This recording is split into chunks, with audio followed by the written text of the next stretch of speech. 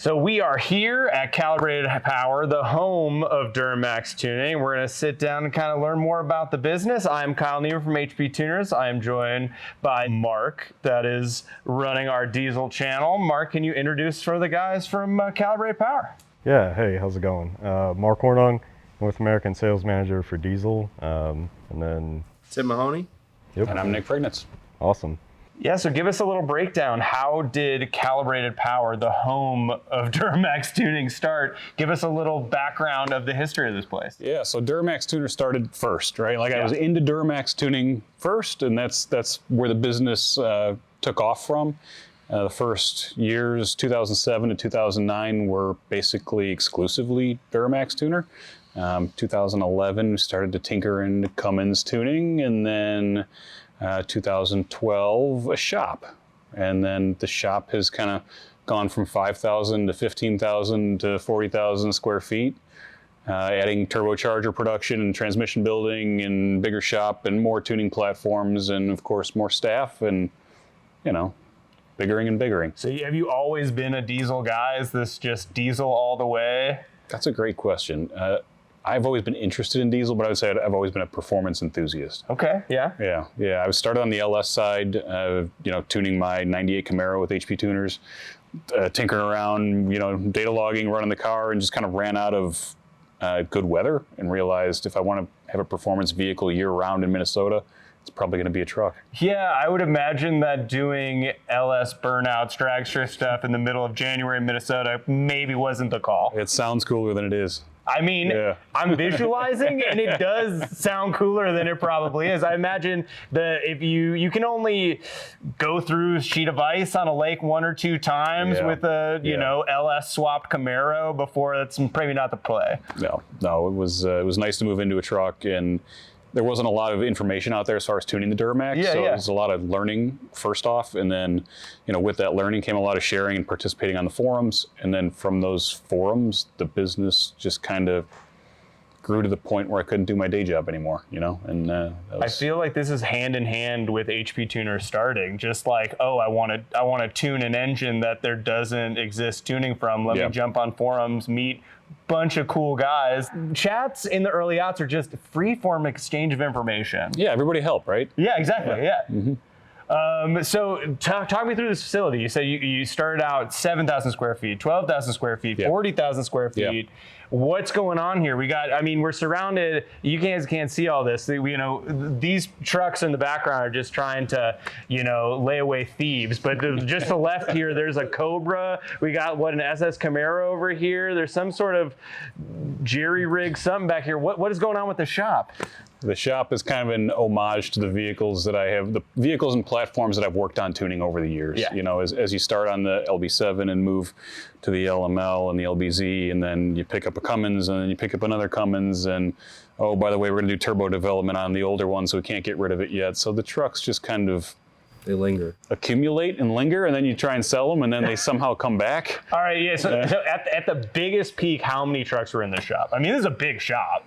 There's probably 20 vehicles in here that are titled to Calibrated somehow, Yeah, I try not to count, but thanks for bringing that up. Well, I feel like the owner can't give the dirt. So how many think? What was the peak of cars that were owned by the shop? I mean, you're also talking to a guy who used to have a car dealer's license at the old shop, so I don't know if we can compare that to this. But, yeah, I mean, the old shop was more like grinded out trucks in and out type of deal, right? Mm-hmm. The trucks that you see here are more of like a fine developed, if you will, right? Like the trucks that you see here, especially in this row, like they live here. These are the trucks getting turbochargers. These are the trucks that are getting torn apart, put back together. They're getting the emissions testing put back on. They're getting different parts, and they're getting emissions tested again. So yeah, they're kind of like family. Yeah. Yep. So it's your test mules. Right. Yep. He doesn't let us drive as many as he used to. He used to be a little bit more lenient on that. So how long have you been with Calibrated Power? I've worked here almost 6 years. Okay. I've been around Nick since I was probably 12 or 13 years old. No way, really? Mm-hmm. Yeah. So he knew my uncle from like back in the forum days, like you said, right? 2008, 09-ish, he actually had to come to my house and fix fix my mom's truck at the time for something my uncle had then messed up. And then it kind of progressed from there. I was probably the second LML he ever tuned. And just it eventually wound up with me working here. So it was meant to be. You can't guinea pig on your friend's stuff. Yeah, I mean, you can't get volunteer labor for so long. You know, there has to be a W-2 involved at some point. You know, talk to me about your journey through vehicles. We got LS swab to diesel. What do you mess around with? Now it's all new stuff. Back then, I guess it was new at the time, but from Duramax's LOI, LML, throw a 6.4 Powerstroke in there, which that was the first truck I ever tuned. He wouldn't have anything to do with that at the time. But yeah, I've kind of always had within 2 or 3 year old truck, you know, depending upon what I was doing for work at the time. So had 3 different year LMLs. Then when I started working here, I sold the LML and I was looking at an L5P. At the time, it was like right on that bubble of can we tune it, can we not tune it, that's a whole other story as we were talking about, you know, before. And then I found myself in a Ford. So I got a 19 F250. We started tuning that, and you're like, man, the F250 is kind of like an LML with a CP3 conversion in a way. Like you got fuel for 600 horse. Like I'm not even looking at a GM anymore, you know? And I mess around and I spend enough time in his trucks that I basically own them all anyways, right? Like you spend 3 months in one and you hop to the other. But I've mainly been a Ford guy the last couple of years as far as what I drive, because Nick's always had the Duramax, and between 1 or 2 of us, we have a Cummins too. So I had worked my way 19, 20, 22 Ford, and then I got a 23 Ford. And we've been waiting on tuning for that. And I got a little LB7 we put around and did a budget build into, and got a other couple gas cars and stuff. But I've always just been a gearhead, and you know, drag racing was kind of where I started, and I wound up in diesel performance. And he just roped you into the diesel game. More or less, yeah. Indoctrinated, one might say. I mean, saw, one wouldn't say that. So you go to school. You go to school, and then your uncle's first mistake. Exactly. Yep. You talk about going to school, right? And I luckily had the opportunity where I was going to school but didn't know what I wanted to do, and this was an opportunity where I got to go to school, but I also got to make a living at the same time as going to school, and it's kind of escalated, you know, into what it is now. Yeah, I think when you have a situation like this, it has to be a learning institution. You know what I mean? You have to you have to make a concerted effort to educate. You know, I've learned a lot in the years that I've been doing this, and you can't hire people like Tim from any school of calibrators or school of performance enthusiasts, right? We're all made tribally. It kind of feels like the mechanic shop is kind of the last vestige of almost that apprenticeship space, you know? It's just like you're really learning and wrenching from guys. You're learning different styles and tools of the trade, because like you could be in 2 mechanic shops that are on either side of the road, but you're going to do stuff a totally different way, a different pace, a different rhythm. Yeah. No, for sure. I mean, we have our own processes internally, and they work for us. You know, whether they're the most efficient or not, who's to say, right? Who is to say? You guys were talking, Mark, you guys were talking L5P, and you guys were kind of talking about how that was like the golden age, that kind of like high of this new diesel tuning ability. Can you give me a little bit of the history of that for those that maybe don't know as much of diesel tuning as these guys do? Sure. So HP Tuners was first to market with E41 support, as you guys know, which was very exciting for the industry, right? You know, very huge, very, very high volume for us. You know, we released initially an upgrade package where you had to upgrade the ECM, send in service, swap it out. But then we came out with an upgrade cable where you could upgrade the ECM in the truck and not have to remove the ECM itself, which is very exciting. Makes it easy for, you know, the guy at home that wants to do the upgrade himself. But as you can see, you know, we partnered with companies like you guys, Calibrated Power, to really do the R&D on that product and get it to market. And I think you guys have been extremely successful with that. I mean, it's really been your bread and butter for quite a while, right? Yeah, like we were talking earlier. I mean, go back 6 years, and that was the highest high I know of here, right? And it's been like, I mean, 6 years of a platform, man. It's been an awesome run, and it's trying to find what's next. And you know, we talk about the LM2 like we're here for today, and what does it take to get that customer base to be that same way and grow with that kind of same passion? Because I haven't felt something. I mean, Nick was around obviously for like the LML days and stuff when they started tuning those, but like the passion that came out of tuning, with the L5P, with HP tuners, and then seeing these other companies jump on board, and you guys jump right back and say, hey, you know what, we're gonna match your tech here, we're gonna match your tech there, we're gonna find a solution. That's what's been awesome, and I think what we're all looking forward to is just applying that, down the road into these future platforms, and hopefully getting into the new L5P at some point too, right? Absolutely. So regarding your all's turbo manufacturing business, so obviously you've been very successful with L5P itself on the calibration side. Tell us a little bit about the turbocharger side. Yeah, the L5P turbo has been probably our most popular turbo product for the past 2 or 3 years. Between the 67, the 64, and the STR. We came out with the 67 a few years ago. First one with its own nozzle ring, first one with a bigger upgraded turbine, the ability to make close to 800 wheel horsepower on some competitive applications, and support into the 600s pretty easily on a stock fuel system. It's been a lot of fun to work on the cal side, on the tuning side, and really see what controls we have over and above tuning a factory truck to make the most out of our turbochargers. And to pair with that, and to also work with the other players in the aftermarket to make sure that our turbos perform as advertised when they're tuned, right? Because you have to match the calibration to the turbo most of the time. Yep. And if you can supply that information to the other guys out there and make life a little bit easier, and kind of facilitate the customers having a good time, regardless of who they're using for tuning. Absolutely. I think that's a really important thing. Absolutely. I think the thing that I enjoy too, and the part where we're unique, is like we're not just a tuning company. We're not just a manufacturing company.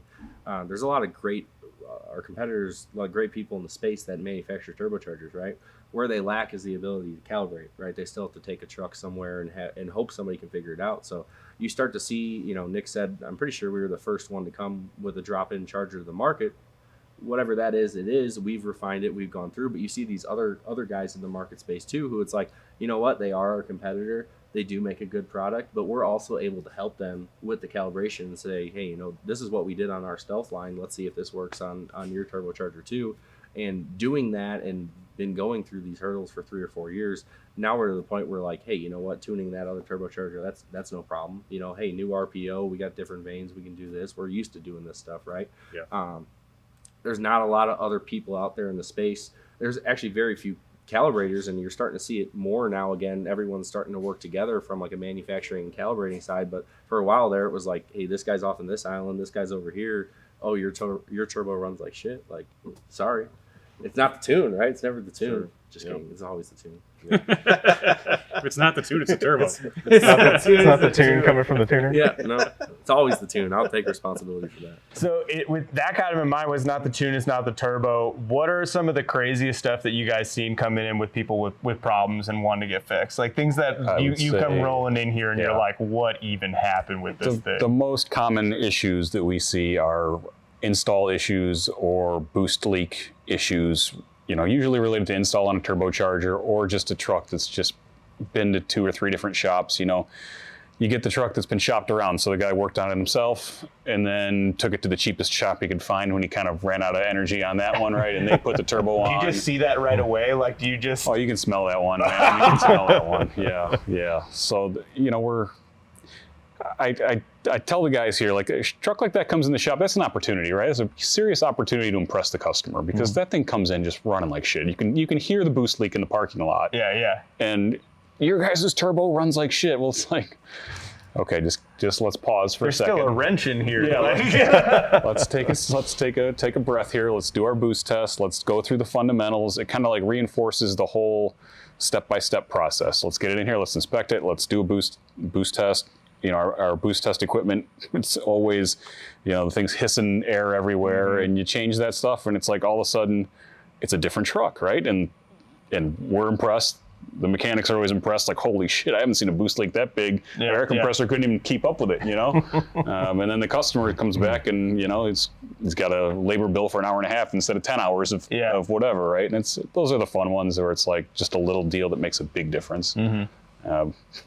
I don't know, as far as total messes. I mean, messes are just wild stuff. Like we'll get, guys who still have LB7s. Mind you, we're in the Midwest. Some of them are pretty rusted and rotted out. Yeah. And these guys will spend $50, $60, $100,000 in these things to make, 12, 13, 1400 horsepower.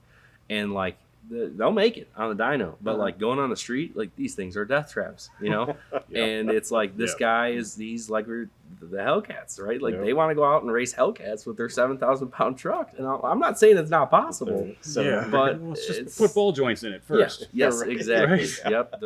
It's got Loctite on it. Don't even worry. Like, Yeah, it's the ones where like you hit the brakes at 90 and it's like dude, I'm not gonna test how hard it pulls in fifth gear if it shakes that bad at 90 miles an hour. Like it's we're pretty lucky though. Like me and him were talking earlier. Like our customer base is usually like the guys whose trucks either are still in warranty or it's just out of warranty, right? Like 100%. We work on all your Duramax trucks, but most of our customers are within a 5-year, 6-year span. Yeah. They're either the first owner who's looking to make some modifications, or they're that second owner who saved a little bit of money, but now they want to turn it up. So for many years we haven't done the big power builds. We haven't sought to go compete at a UCC or the business has just kind of transitioned from that 800 to 1200 horsepower build. Now we're doing 100 horsepower to 200 horsepower over stock, right? And it's nice working on newer trucks. It's nice working on guys who understand the whole package, right? Like it's not just a tune or it's not just a turbo. It's how well we can make the whole instrument work, right? Like tuning is an operation that involves the turbo, the trans, the calibration, your gear ratio, your tires, everything, right? So it's nice to have the opportunity to work with people who understand that, and usually that's the newer truck owners. Yeah, and you guys were talking before too, there's a part of that where you guys are working with some of these older trucks too that are just trying to fine tune it out to kind of make that ride work better too. Yeah. And I imagine that it seems like a lot of your clientele like kind of knows what they're talking about. These are guys that are tradesmen themselves, and so it's like they're not coming in with their Hellcat swap, Gucci boots, just parked in the parking lot. Like these guys kind of know what they're talking about. Yeah, they want to know what's going to work and what's not going to work. And the best thing we can do for them is tell them, look, this is what you're about to do is a bad idea. Don't spend that money. Right?